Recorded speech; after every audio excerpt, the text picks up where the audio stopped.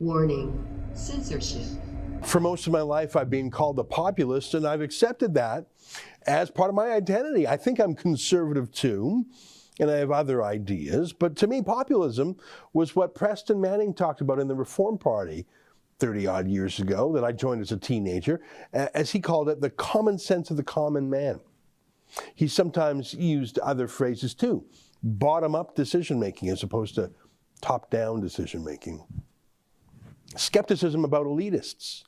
And let me explain that word, not necessarily hostility to someone who is elite, as in the best, like an elite athlete. You can be elite, you can be the best, you can be the smartest, and still not be elitist. Elitism, I think it's a kind of snobbery, an assumption that you're better than someone morally, politically, as a human, and so their point of view doesn't count.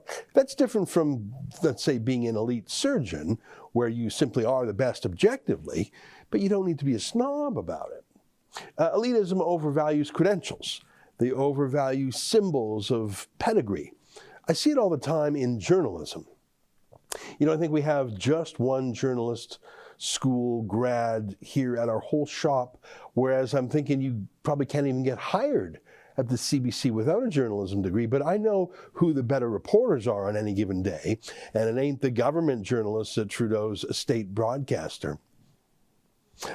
Being populist to me means listening to people who actually work for a living, not just those who have the luxury lifestyle of being paid to give opinions, which really isn't work. One of the things that bothers me about elitists is their refusal to use plain language. And I don't believe it's because they're smarter. Smart people believe in communicating effectively and clearly. The overuse of jargon, the invention of fake words like Latinx, and using complicated words where simple words will do. That's not about improving communication, it's about making it harder to keep out outsiders. Use jargon, use acronyms, denounce other people's languages obsolete or even racist. That's a form of elitism. William F. Buckley, who was quite an intellectual himself, once said he'd rather have the country run by the first 100 names in the Boston phone book than by the faculty of Harvard. I'm sure he meant it. I mean, would any of the Harvard faculty have real life experience making ends meet, having to deal with losing a job, having to live in parts of town where crime was a factor, being in the army, etc.?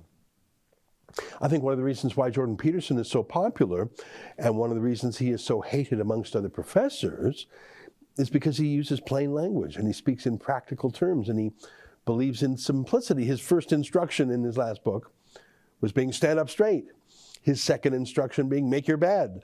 That's so different from the deliberately foggy words and meaning of most professors. The fact that he's a hero of the people makes him even more despised by the fancy folks. Remember, they tried to drive him out of the University of Toronto when he dared to dissent from them. So I've always liked being a populist, even though I respect elite achievements. And I found that being a populist coexisted fairly well with my beliefs in conservatism. By that, I usually mean smaller government. A belief in elitism is a belief in the experts, and that they not only know best, but they have higher morals than the lowly people do. Populists, by nature, wouldn't want to yield too much to the state. You can see how all this would apply to the pandemic, I think. In the early days, everyone listened very carefully to the experts, as we trusted in their excellence, their elitist knowledge, their deep history in these matters, infections and whatnot. But we've since learned that a lot of the elites had no clue either. This just still blows me away whenever I think about it. Scott Gottlieb, who was the FDA commissioner, he admitted that this whole social distancing thing, this 6-foot separation thing, was just made up. No one actually knows where that came from. It didn't come from a study, it just, someone made it up. That's an excerpt from my daily show, the Ezra Levant Show. Every day I do a monologue on the news of the day, then I interview an interesting guest, and then I read my hate mail. You gotta subscribe. Go to rebelnews.com.